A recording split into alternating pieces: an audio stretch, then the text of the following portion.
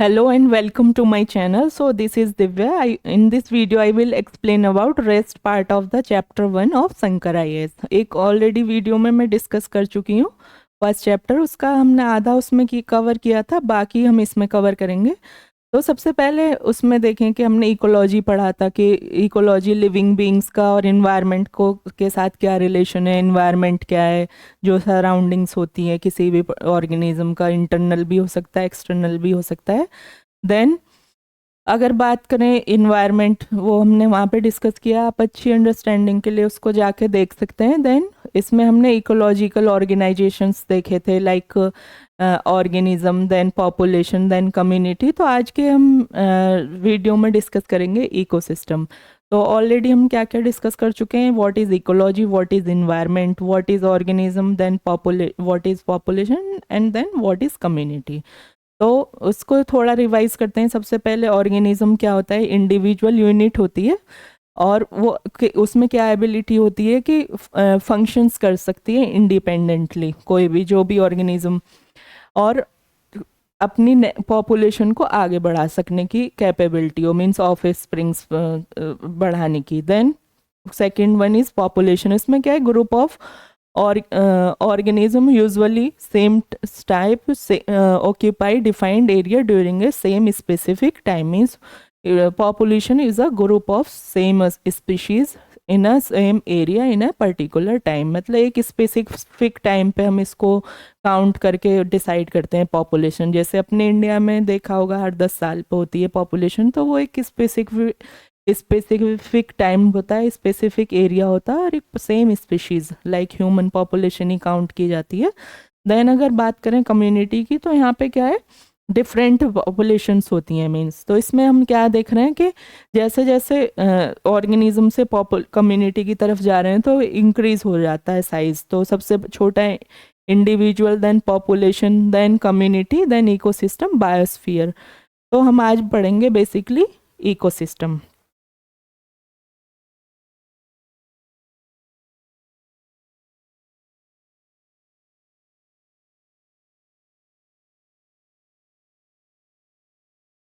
तो अगर बात करें इकोसिस्टम, तो इकोसिस्टम एक स्ट्रक्चरल एंड फंक्शनल यूनिट है किसकी, बायोस्फीयर की। मींस सबसे ज़्यादा एक तरह से इंडिपेंडेंट यूनिट है। इसमें क्या है, जो कम्युनिटी के लिविंग ऑर्गेनिज्म है उसका अपने फिजिकल इन्वायरमेंट के साथ क्या रिलेशन है वो हम देखते हैं। तो अब कम्युनिटी में कोई एक स्पीशीज़ नहीं होती, डिफरेंट डिफरेंट स्पीशीज़ होती हैं, like plant, trees, animal, fish, bird, ये बहुत सारे माइक्रो ऑर्गेनिज्म, ये सब इसमें इंक्लूड होते हैं। देन अगर बात करें इकोसिस्टम, एक साइज वेरी करता है, छोटा भी हो सकता है बड़ा भी, मीन्स एक ट्री से लेके फॉरेस्ट तक किसी भी साइज का हो सकता है। तो ये कोई स्पेसिफिक थिंग नहीं है कि जो इकोसिस्टम पर्टिकुलर साइज का ही होगा या छोटा होगा बड़ा होगा, तो वो किसी भी साइज का हो सकता है। देन अगर बात करें कि जो भी इकोसिस्टम में जितने भी लिविंग बींग्स हैं वो क्या होते हैं, डिपेंडेंट होते हैं ऑन ईच अदर। और जो भी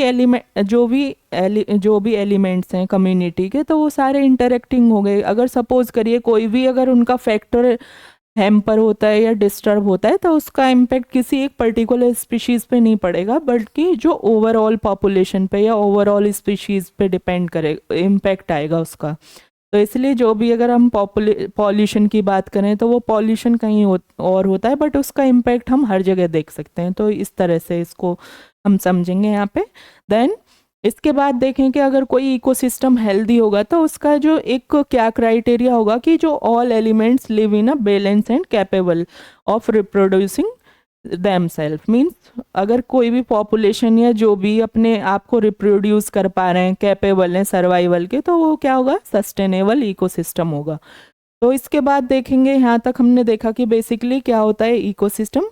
देन अब इसमें क्या है कि फैक्टर्स होते हैं इनके, बायोटिक, एबायोटिक, जो ऑलरेडी हमने इन्वायरमेंट में भी पढ़े थे। इन्वायरमेंट के भी एबायोटिक और बायोटिक फैक्टर होते हैं, दोनों ही लगभग सेम होते हैं। तो यहाँ पे हम उनका थोड़ा डिटेल एनालिसिस करेंगे ताकि एग्ज़ाम के लिए आप बेटर तरीके से इसको आइडेंटिफाई कर सकें, इन सारी चीज़ों को कोरिलेट कर सकें एक दूसरे से। देन अगर यहाँ पे देखें, इसको बाइफरकेट करते हैं इकोसिस्टम को, तो ये क्या है, एबायोटिक कंपोनेंट एंड बायोटिक। तो एबायोटिक, बायो का मीन्स लाइफ होता है, जो लिविंग होगा वो बायोटिक, एंड जो नॉन लिविंग है वो एबायोटिक।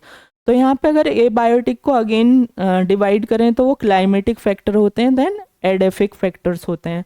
तो climatic factors as we know that कि रेन होता है, लाइट होती है, विंड होता है, टेम्परेचर होती है। देन अगर बात करें एडेफिक, तो ये एक तरह से जो सबस्ट्रेटम होता है, अर्थ की अपर सरफेस होती है, उससे लिंक होता है, लाइक सॉइल हो गया, पीएच हो गया, मिनरल्स हो गए।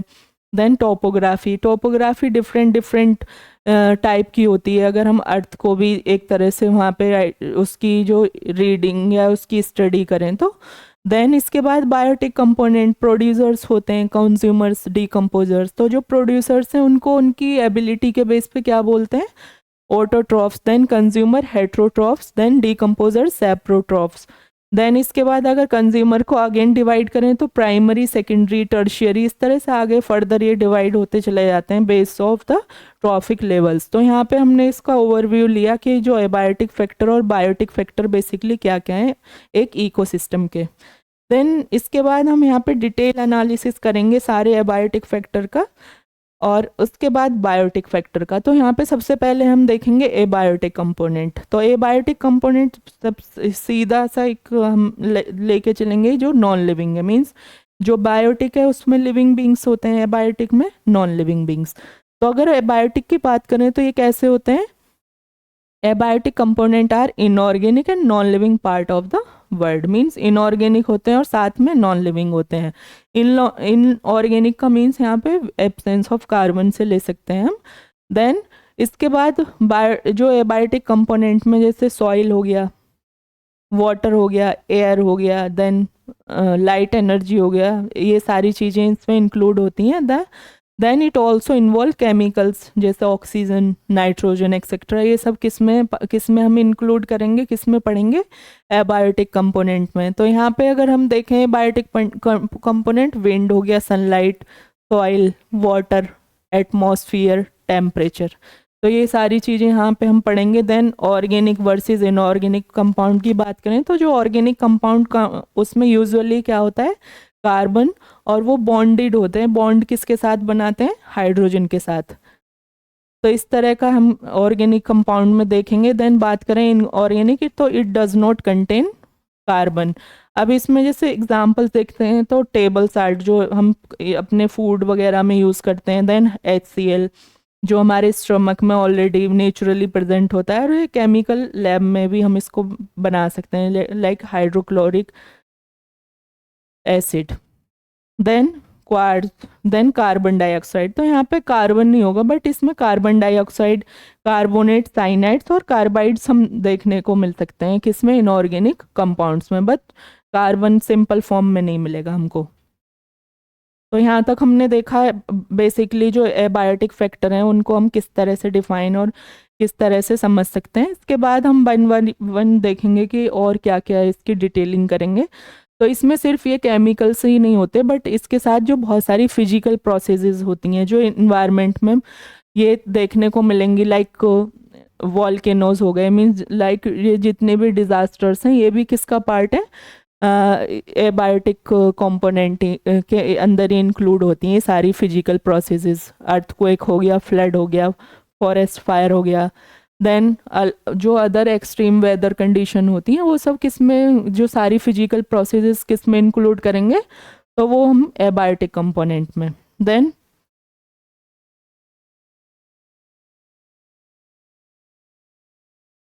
इसके बाद देखेंगे कि जो एबायोटिक जो कंपोनेंट है इनका रोल क्या होता है। बेसिकली जो एबायोटिक कंपोनेंट है ये डिसाइड करते हैं कि कोई भी species where and how well an species exist in its environment, means कोई भी जो स्पीशीज है वो कैसे एग्जिस्ट करेगा, उसकी एक रेंज को डिसाइड करते हैं, सर्वाइवल की रेंज को। अगर यहाँ इसको समझें तो जैसे हम बहुत सारे स्पीशीज़ का एरिया देख सकते हैं, लाइक पोलर बियर आपको पोल्स पे मिलेंगे तो वो डिसाइड किससे हो रहे हैं, टेम्परेचर से, लैटिट्यूड से, और जो अदर इनऑर्गेनिक कंपोनेंट है उनके उससे डिसाइड होते हैं। बिकॉज अगर पोलर बियर आप कहीं और वो एग्जिस्ट नहीं कर सकता, बिकॉज जो उसकी जो अदर जो एबायोटिक कंडीशंस उसको वहीं सरवाइव कर, उनके रीज़न की वजह से वो सिर्फ वहीं सरवाइव कर सकता है। देन इसके बाद इसमें देखेंगे कि इनके जो इंटरेक्शन से सब जो इनऑर्गेनिक कंपोनेंट होते हैं या एबायोटिक कंपोनेंट होते हैं उनका इंटरेक्शन से डिसाइड होता है किसी भी ऑर्गेनिज्म का रेंज। तो वो अभी एक्सप्लेन किया है पोलर बियर, उसके थ्रू आप इसको अंडरस्टैंड कर सकते हैं।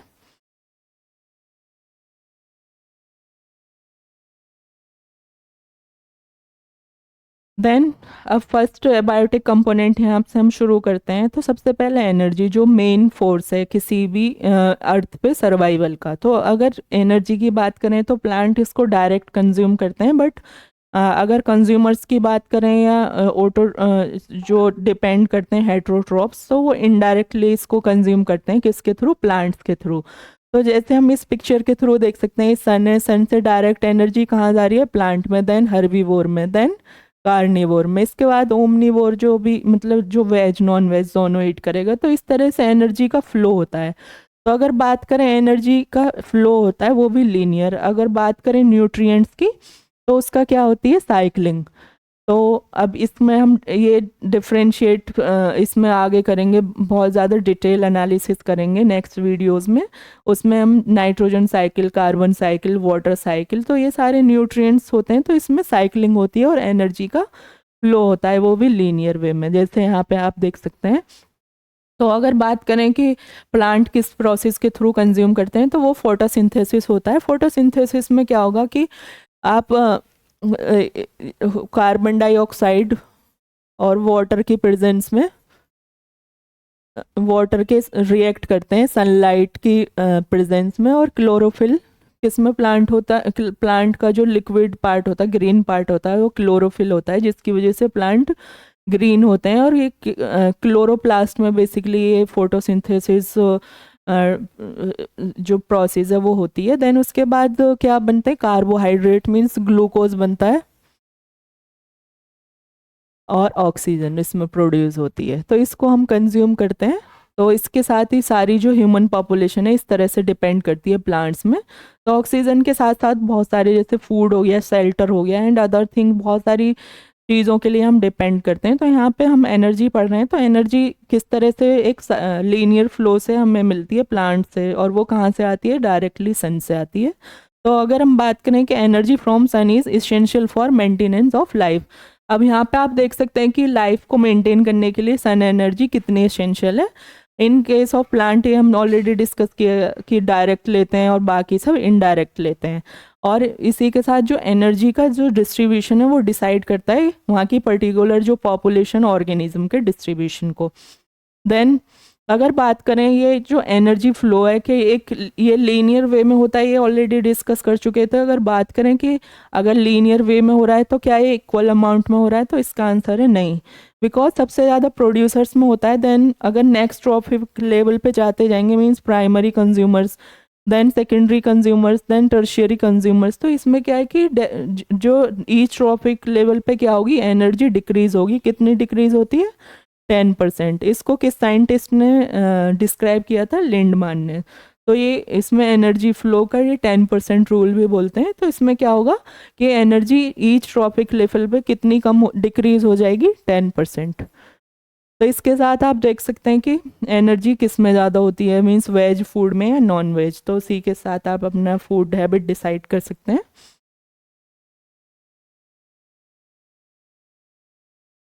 देन इसका जो सेकंड एबायोटिक फैक्टर हम रेनफॉल डिस्कस करेंगे। रेनफॉल अब एसेंशियल है ह्यूमन के लिए या किसी भी लिविंग बीइंग के लिए, बिकॉज मेजोरिटी जो बायोकेमिकल रिएक्शंस होती हैं जिसके बेस पे हम लोग सर्वाइव करते हैं, तो वो सारी किस में टेक प्लेस, मीन्स किस में वो किसकी प्रेजेंस में होती हैं, तो एक्वस मीडियम। अगर बात करें एक्वस, तो एक्वस का मीन्स यहाँ पे क्या है, वाटर। जहाँ भी आप एक्वा पढ़ेंगे मीन्स वाटर, एक्वेटिक, एक्वेरियम, ये सारा क्या मीन्स है, एक्वा मीन्स वाटर। तो ये सारे किस मीडियम में होते हैं, एक्वस मीडियम में होते हैं। Water help regulate body temperature. Further water body form the habitat for many aquatic plant and animal. तो इसमें क्या है कि जो बॉडी का टेम्परेचर रेगुलेट करने में कितना रोल प्ले करता है, ये सबको पता है कि वो जो हमारी बॉडी का टेम्परेचर किसके थ्रू रेगुलेट होता है, वाटर के थ्रू होता है। वाटर के साथ बहुत सारी अदर थिंग्स भी हैं like hair and other things, but एक मेजर फैक्टर क्या है, वाटर। तो इसके साथ वाटर की बात करें तो 70% हम अर्थ पे इसका डिस्ट्रीब्यूशन देखते हैं, तो उसके साथ हम इसकी इम्पोर्टेंस देख सकते हैं कि वहाँ पे कितने एनिमल और कितने प्लांट के लिए ये को एक एस्टेब्लिशमेंट के लिए और ग्रोथ करने के लिए कितना बड़ा एक प्लेटफॉर्म है। तो वाटर किसको हैबिटेट देता है, वाटर और जो एक्वेटिक एनिमल और प्लांट को।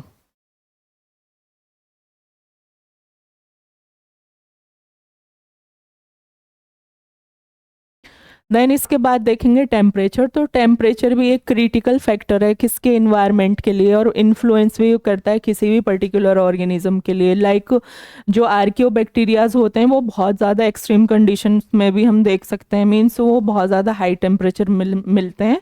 देन अगर बात करें पोल्स पे, तो बहुत सारे स्पीशीज़ हैं जो बहुत ज़्यादा एक्सट्रीम लो टेम्परेचर पे सर्वाइव करते हैं। तो इसलिए क्रिटिकल इन्वायरमेंटल फैक्टर है किसके लिए, ऑर्गेनिज्म के सर्वाइवल के लिए। देन एटमॉस्फेयर, यहाँ पे एटमॉस्फेयर आपको पता होगा, एटमॉस्फेयर मीन्स जो भी वाटर, जो भी एयर, सारे एयर वाले एंटिटीज़ हैं कहाँ पे, अर्थ पे, तो वो किसके अंदर हम पढ़ते हैं, एटमॉस्फेयर के लिए। और ये एटमॉस्फेयर किसका इंपॉर्टेंट पार्ट है, बायोस्फीयर का। तो अगर हम बायोस्फीयर को यहाँ पे देखें तो बायोस्फीयर कोई सिंगल उससे बना नहीं है, वो 3 सिस्टम से बना होता है। सबसे पहले lithosphere, then hydrosphere second one,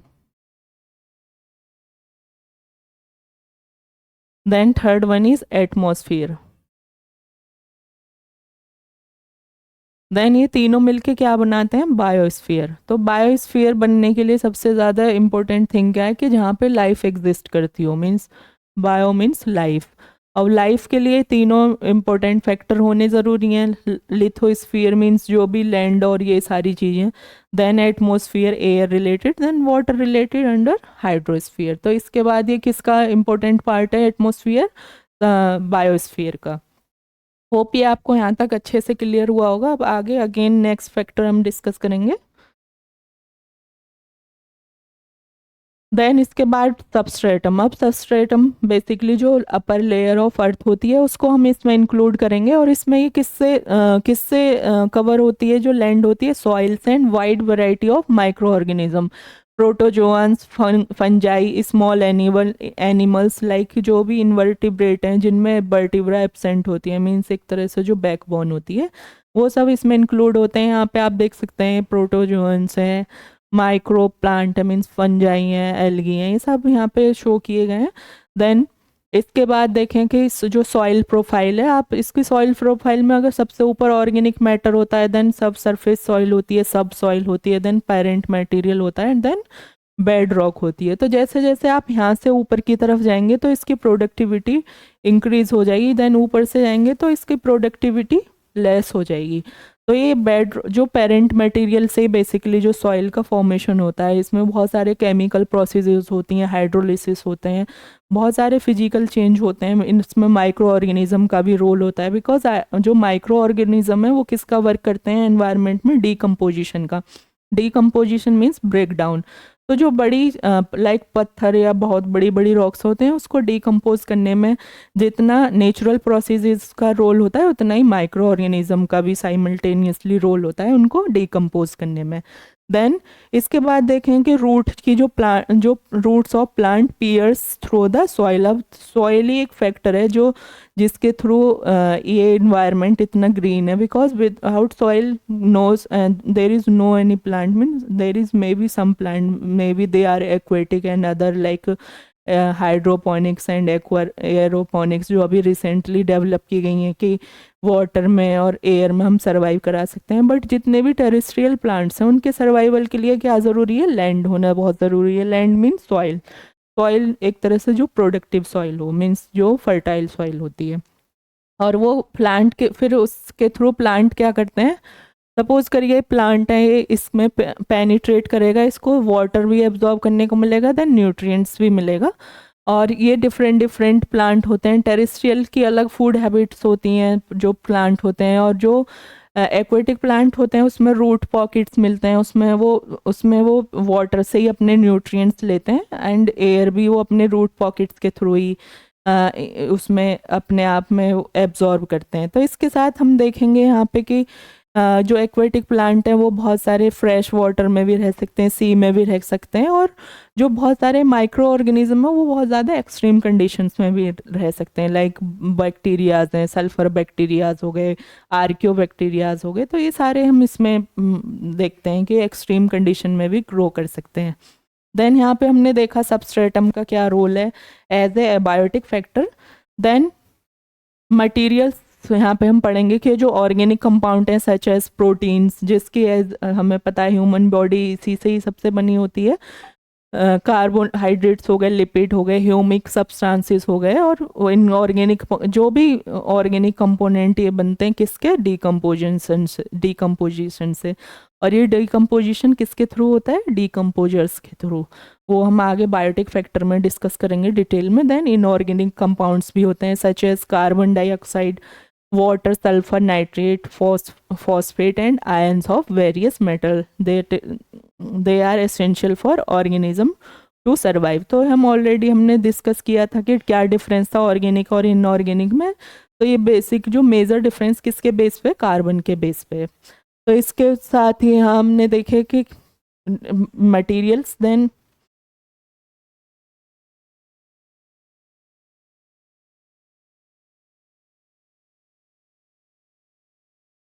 यहाँ पे अब देन डिस्कस करेंगे लैटिट्यूड और एल्टीट्यूड। तो अगर हम लैटिट्यूड और एल्टीट्यूड में डिफरेंस करें सबसे पहले, तो जो लैटिट्यूड अगर सपोज करिए अर्थ है, तो इस तरह से लाइन ड्रॉ की गई है, जैसे 0 डिग्री इक्वेटर है, तो ये वाली जो लाइन्स हैं इनको क्या बोलते हैं, लैटिट्यूड, मीन जो हॉरिजॉन्टल है। देन इसके बाद देखेंगे जो वर्टिकल लाइंस हैं, ये इमेजिनरी लाइंस हैं बेसिकली, तो इनको क्या बोलते हैं, एल्टीट्यूड। तो ये एल्टीट्यूड मीन्स हाइट, और लेटीट्यूड मीन्स एक तरह से angular, not angular, it is the horizontal lines. और जो एल्टीट्यूड है वो हाइट से हम इसको देखेंगे। तो अब ये देखेंगे कि ये दोनों जो एल्टीट्यूड और लैटिट्यूड कैसे ऑर्गेनिज्म के डिस्ट्रीब्यूशन को डिसाइड करते हैं। तो यहाँ पे latitude has a strong influence on the area temperature resulting in change of climatic such as polar, tropical, temperate. तो ये दोनों ही बेसिकली अगर सपोज करिए कोई भी, ये तो एक तरह से यहाँ पे एनिमल का डिस्ट्रीब्यूशन दिखाया कि अगर हाई एल्टीट्यूड होगा तो पोलर बियर, देन याक्स, देन नीचे आपको डियर, लाइन, जो भी ह्यूमन का सर्वाइवल देखने को मिलेगा डिफरेंट डिफरेंट क्लाइमेटिक कंडीशंस में। तो यहाँ पे अगर लेटीट्यूड की अगर बात करें, तो ये सपोज करिए कोई सी है, तो इसके पास जो कोस्टल एरिया होगा वो कैसे इम्पेक्ट होगा, और किस लेटीट्यूड पे, बिकॉज लेटीट्यूड साथ में उसकी हाइट के साथ डिफरेंट डिफरेंट लेटीट्यूड पे डिफरेंट डिफरेंट क्लाइमेटिक कंडीशंस देखने को मिलेंगी। अगर बात करें एल्टीट्यूड की, तो ये डिफरेंट डिफरेंट लेटीट्यूड पे एक पर्टिकुलर हाइट को हम इसके अंडर पढ़ेंगे। देन इसके बाद अगर from a sea level to highest peak wildlife is influenced by, ये ऑलरेडी डिस्कस कर चुके हैं कि जैसे लेटीट्यूड और एल्टीट्यूड किस तरह से वाइल्ड लाइफ और एनिमल लाइफ को डिसाइड करते हैं, तो वो हम इसके अंदर पढ़ेंगे। बिकॉज जैसे जैसे हम ऊपर की तरफ जाएंगे तो वार्म एयर से वो किससे रिप्लेस होती चली जाएगी, कोल्ड एयर से, और ये अफेक्ट करते हैं वाइल्ड लाइफ को अकॉर्डिंगली, जैसे जैसे जहाँ भी जो कंडीशंस रहेंगी। यहाँ तक हमने डिस्कस किए एबायोटिक फैक्टर वो कैसे एक स्पीशीज़ या ऑर्गेनिज्म के डिस्ट्रीब्यूशन को डिसाइड करते हैं और उनकी रेंज को डिसाइड करते हैं। अब यहाँ पे बात करेंगे biotic factor. Biotic means living organism. Then इसमें क्या क्या इंक्लूड होते हैं, लाइक प्लांट हो गए, एनिमल हो गए, माइक्रो ऑर्गेनिज्म हो गए, और वो किसके बेस पे क्लासीफाई किए हैं, functional attribute in producers and consumers. Means इसको हम मेजरली देखें, जो प्लांट लाइक जो खुद से अपना फूड बना रहा है, प्रोड्यूस कर रहा है, वो प्रोड्यूसर्स, और जो डिपेंड है वो कंज्यूमर्स। तो यहाँ पे प्रोड्यूसर्स, देन कंज्यूमर्स, जो प्राइमरी, सेकेंडरी, टर्शियरी, इस तरह से। और इसको हम दूसरे तरीके से माइक्रो और जो माइक्रो और मैक्रो के बेस पे भी डिवाइड कर सकते हैं। माइक्रो मीन्स बड़े, और माइक्रो मीन्स छोटे, तो वो हम सब इसके अंडर डिफ्रेंशिएट करेंगे नेक्स्ट स्लाइड में।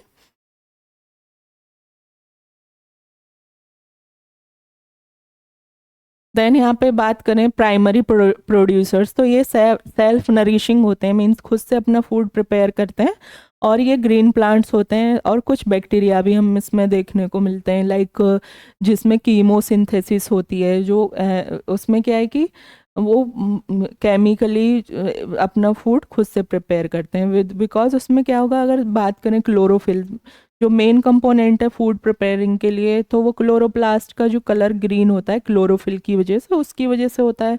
तो अगर हम बात करें कि बैक्टीरिया में क्या क्लोरोफिल होता है, तो इसका आंसर है यस। तो इसमें क्लोरोफिल ई बेसिकली प्रेजेंट होती है, और जो बहुत सारा प्रिमिटिव प्लांट्स है उनमें भी आपको क्लोरोफिल ई देखने को मिलेगा। जैसे अगर एल्गी में बात करें तो जेंथोफाइसी अगर फैमिली में बात करें तो उसमें क्लोरोफिल ए के साथ कौन सा प्रेजेंट होता है, ई। तो इस तरह से बैक्टीरिया भी कैपेबल है अपना फूड प्रिपेयर करने में, बट सारे नहीं, कुछ बैक्टीरियाज। देन इसके बाद हमने यहाँ पे देखा कि ग्रीन प्लांट जो भी हैं वो फोटोस ऑटोट्रॉफ्स होते हैं, अपना फूड खुद बनाते हैं, और उसमें कुछ बैक्टीरिया और एल्गी भी। तो एल्गी तो प्लांट का मेजर ग्रुप है, जैसे आप सी को देखेंगे तो उसमें 70% जो पॉपुलेशन है वो किसकी है, एल्गी की है। तो एल्गी एक तरह से एक्वेटिक प्लांट्स होते हैं, वो हम किसी, जब हम प्लांट किंगडम डिस्कस करेंगे तो उसमें डिस्कस करेंगे डिटेल में, अभी के लिए इतना ही जानना है।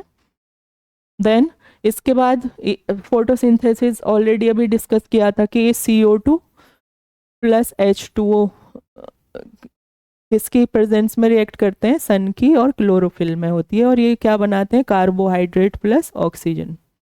कार्बोहाइड्रेट मीन्स ग्लूकोज एक्सेट्रा, तो इसमें ग्लूकोज फूड मिलता है प्लांट को, ऑक्सीजन किसको मिलता है, ह्यूमंस को। देन इसके बाद देखें कि जो सिंथेसिस होती है, ये हमने देखा कि ये सिंपल रॉ मटेरियल होता है, कार्बन डाइऑक्साइड और वाटर किसकी प्रेजेंस में रिएक्ट करते हैं, सनलाइट की, और इस प्रोसेस को क्या कहते हैं, फोटोसिंथेसिस कहते हैं।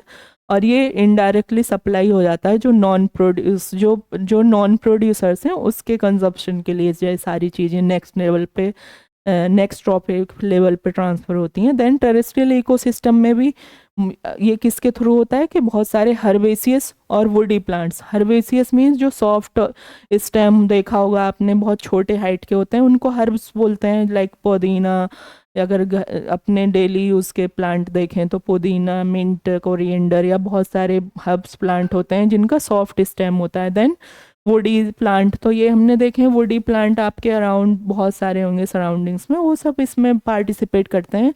और वहीं बात करें एक्वेटिक इकोसिस्टम की, तो वहाँ पे जो प्रोड्यूसिंग स्पीशीज़ क्या होते हैं, माइक्रोस्कोपिक एल्गा।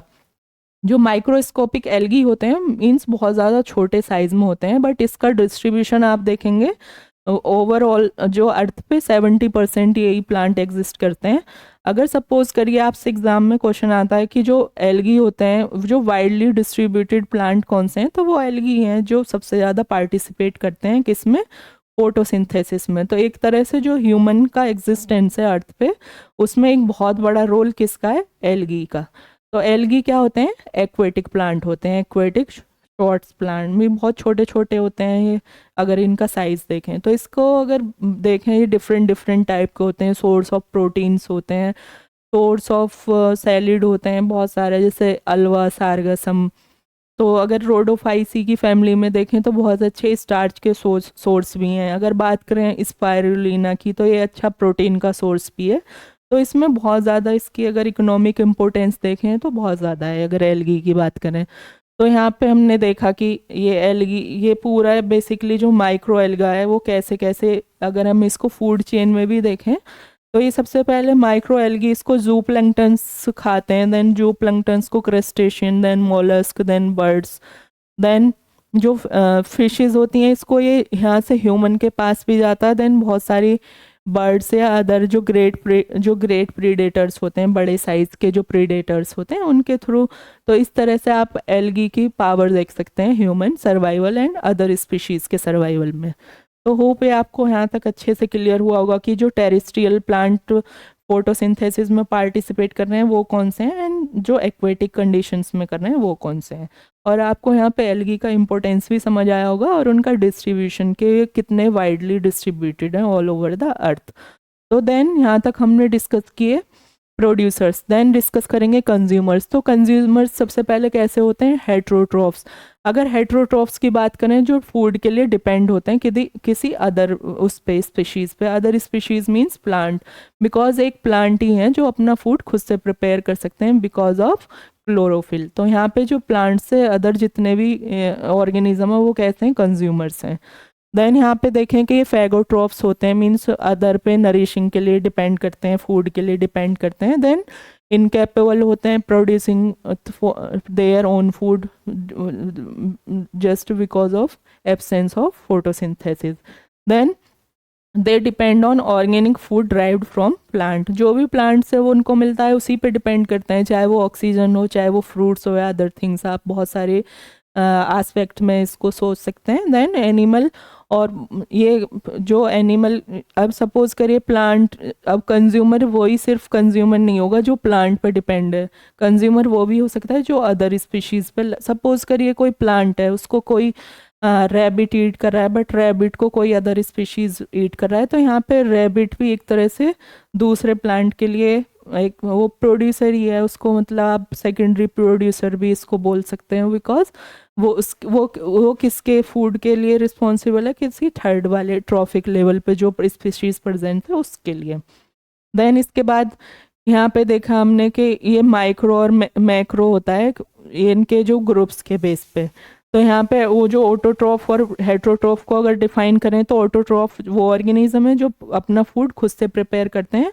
देन हेट्रोट्रॉफ को कंज्यूमर्स होते हैं बेसिकली, और ये अपने फूड खुद से नहीं बना पाते, लाइक एनिमल हो गया, फंजाई हो गया। फंजाई बेसिकली आप बोलेंगे प्लांट है, बट ये एब्सेंस ऑफ इसमें क्लोरोफिल होता है, तो ये अपना फूड प्रिपेयर नहीं कर पाते, इसलिए एक तरह से पैरासाइट होते हैं अदर थिंग्स पे। तो यहाँ पे ये किसका एग्जाम्पल है, हेट्रोट्रॉफ का। देन मोस्ट प्रोटोजोन्स, जो भी यूनिसेलुलर एल्गी वो सॉरी एनिमल्स हैं वो सब। Then most of the bacteria, not all bacteria, some bacteria are capable to produce their own food just because of presence of chlorophyll ई। तो hope है आपको यहाँ तक अच्छे से समझ आया होगा। इसके बाद देखेंगे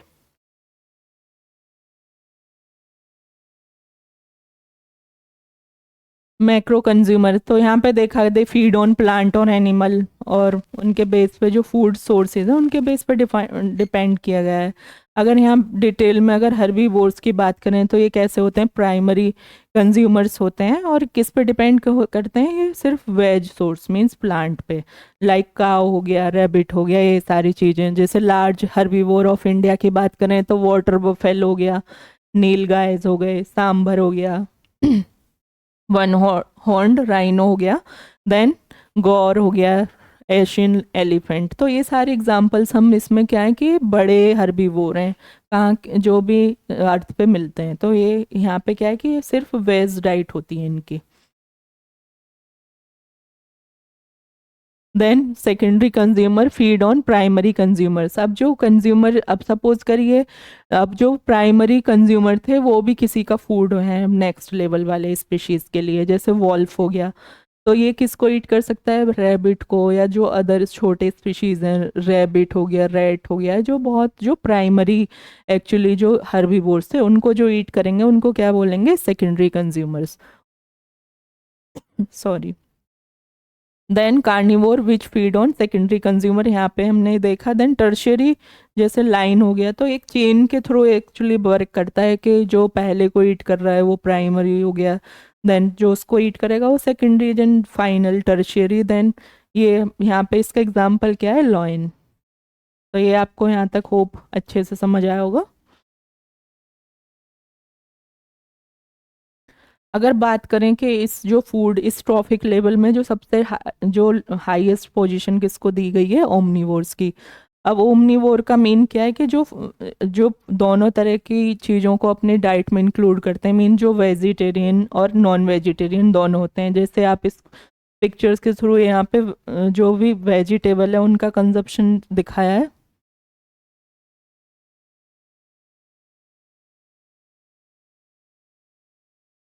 एंड यहाँ पे क्या है, नॉन वेज। तो ये आप इससे देख सकते हैं। तो इसमें जो प्लांट और एनिमल दोनों को कंजप्शन करे, दोनों को, तो उसके एग्जांपल यहाँ पे मैन, मंकी या जो अदर स्पीशीज भी हो सकते हैं वो इसमें इंक्लूड होंगे। अब यहाँ पे देखते हैं सबसे जो इम्पोर्टेंट, एक तरह से आप बोल सकते हैं माइक्रो कंज्यूमर्स होते हैं।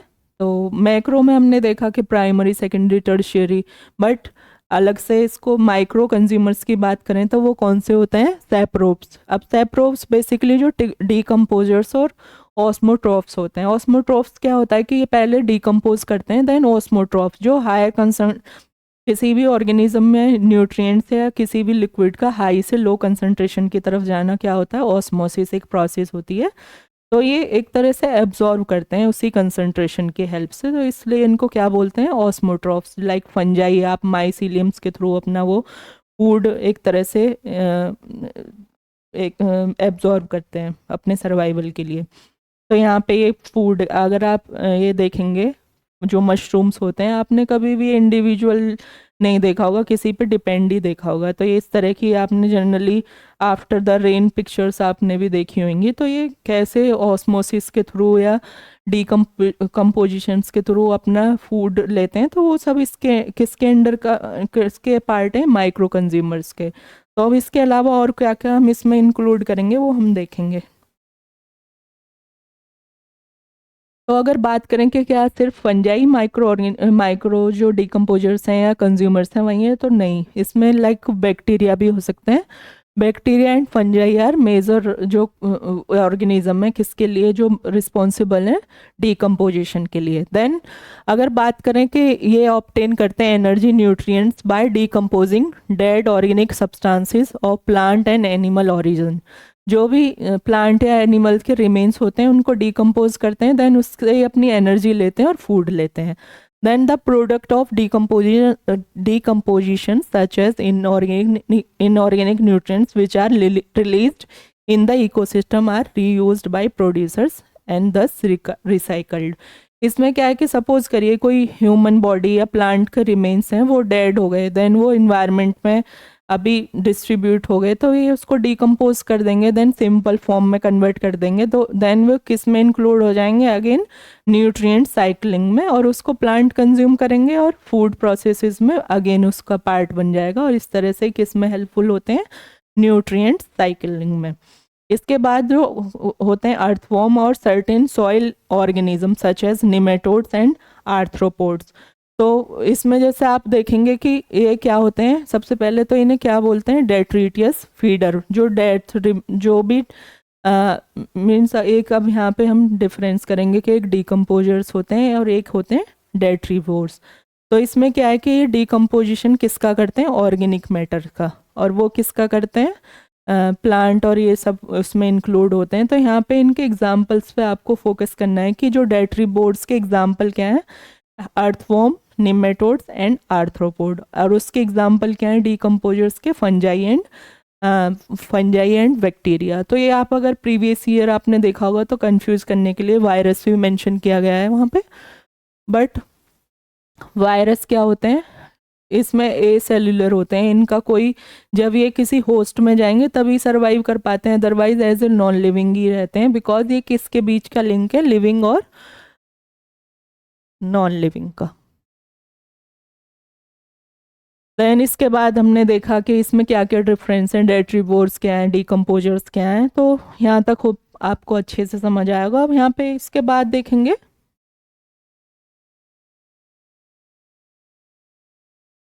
कि जो इकोसिस्टम का जो क्लासिफिकेशन है वो किस तरह से देखते हैं कि एक तो एक्वेटिक होता है, देन दूसरा फ्रेश टेरेस्ट्रियल होता है।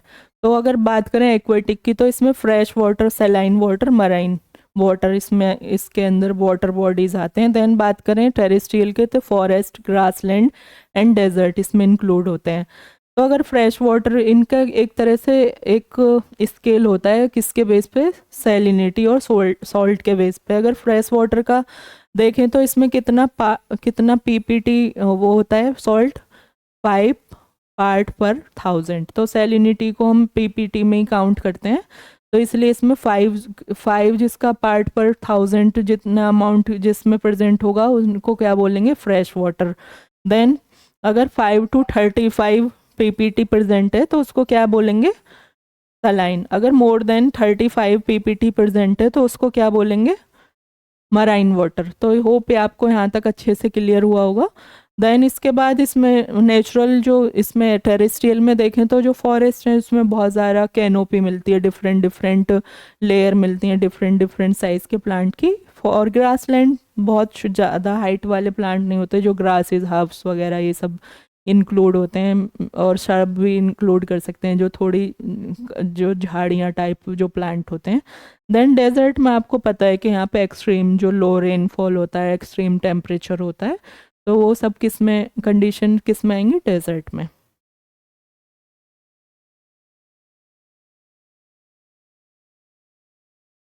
इसके बाद एक और हम टर्म यहाँ पे डिस्कस करेंगे कि व्हाट इज होम्योस्टेसिस।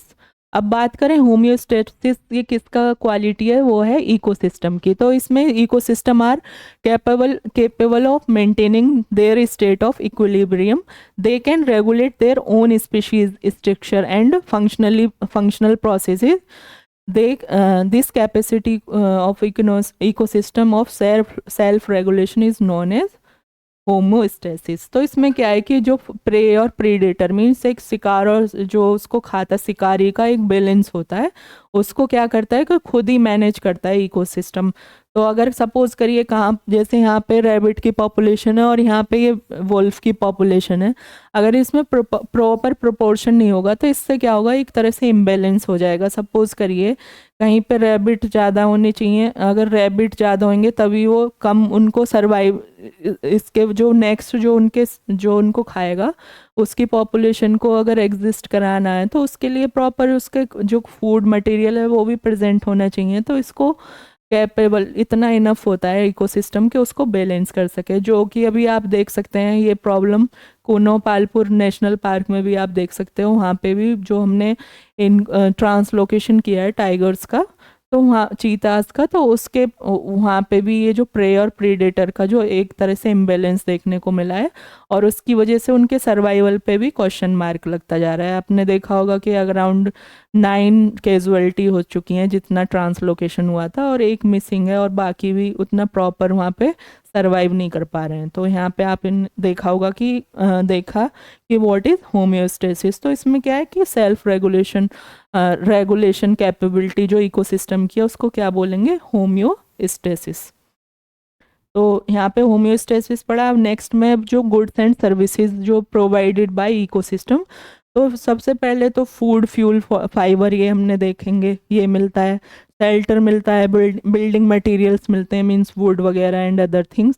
डिटॉक्सिफिकेशन होता है, डिकम्पोजिशन होता है वेस्ट का। डिटॉक्सिफिकेशन किसके थ्रू होता है, डिकम्पोजर्स के थ्रू, और डिकम्पोजिशन भी उन्हीं के थ्रू होता है। Then moderation of flood, drought, temperature extreme and force of wind. तो जैसे फ्लड है कहीं, तो अगर हमने देखा होगा कि जो मैनग्रोव की पॉपुलेशन होती है कोस्टल एरियाज में, वो किसके लिए बैरियर का वर्क करती है, फ्लड के लिए। तो इसमें उससे क्या है कि एक बैरियर होगा, और उससे क्या होगा कि फ्लड की प्रॉब्लम को हम एक तरह से अवॉइड करा सकते हैं जो प्लांट की पॉपुलेशन है मैनग्रोव प्लांट की।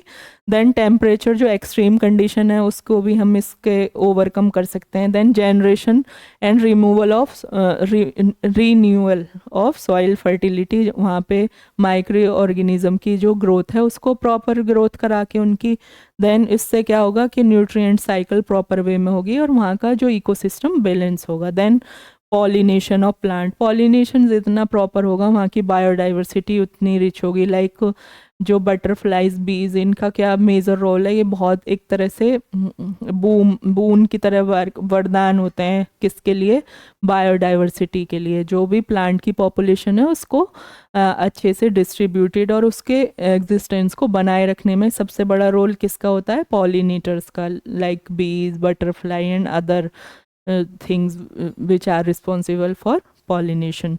तो इसमें इंक्लूड होती हैं बहुत सारी क्रॉप, जो भी जैसे बहुत सारे क्रॉप कंट्रोल पीस्ट होते हैं, डिजीज़ होते हैं, उनको कंट्रोल करने में इकोसिस्टम कैसे वर्क करता है, ये सब हमने पढ़ा। देन मेंटेन होता है जेनेटिक रिसोर्स, तो जितनी जेनेटिक वेरिएबिलिटी होगी उतने ज़्यादा इवोल्यूशन के चांस होंगे। जैसे ज़्यादा इवोल्यूशन होगा तो स्पीशीज़ उतना ही ज़्यादा स्ट्रॉन्ग होगा और उतना ही ज़्यादा स्टेबल होगा। देन बहुत सारे लाइव स्टॉक ब्रीड को उसको मेंटेन करने में, मेडिसिन्स में, अदर प्रोडक्ट्स में, देन कल्चरल और एस्थेटिक बेनिफिट बहुत ज़्यादा होते हैं। कल्चरल में आपने देखा होगा कि कैसे हम जो अर्थ को जो भी नेचर है उसको मदर की तरह हम वॉरशिप करते हैं, वो सारी चीज़ें कितना रोल प्ले करते हैं ह्यूमन के सर्वाइवल में और सोशलाइजेशन में। Then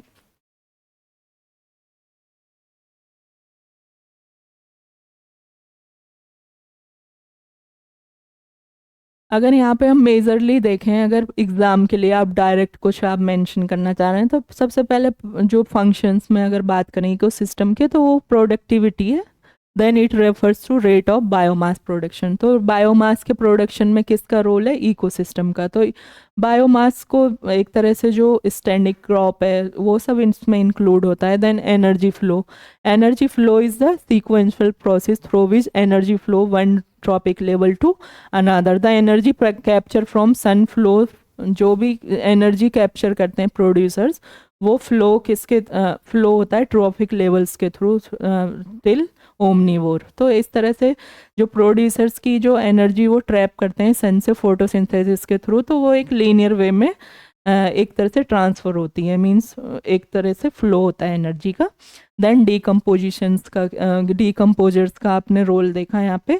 then the process of break down of, इसमें डिकम्पोजिशन में क्या होता है? ब्रेक डाउन होता है डेड ऑर्गेनिक मैटर्स का। जो top soil is major site of decomposition. अगर आपसे कोई पूछे कि जो डीकम्पोजिशन के लिए टॉप साइट कौन सी है, तो अगर हम अर्थ की जो सॉइल प्रोफाइल में देखें, तो जो सबसे ऊपर वाली जोन है, आपको सबसे ज़्यादा माइक्रो ऑर्गेनिज्म, मीन्स एक तरह से जो सबसे ज़्यादा डीकम्पोजिशन किस लेयर में होता है? तो upper layer of the soil.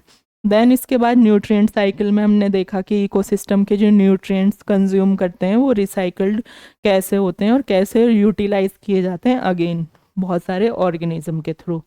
तो यहाँ तक हमने देखा, बेसिकली आज हमने पूरा पढ़ा इकोसिस्टम, उसमें क्या क्या कंपोनेंट थे उनकी डिटेलिंग की। देन उसमें देखा कि ये किस तरह से बेनिफिशियल हैं किसी भी स्पीशीज़ के डिस्ट्रीब्यूशन में और उसके रेंज में, और किस तरह से एक ये जो ह्यूमन पॉपुलेशन उसके सर्वाइवल में प्लांट का और मींस बायोटिक और एबायोटिक फैक्टर का क्या रोल है, और ये भी देखा कि एग्ज़ाम के लिए किस तरह से इम्पोर्टेंट है। तो इसी के साथ मैं अपनी वीडियो को एंड करती हूँ। Thank you so much for watching.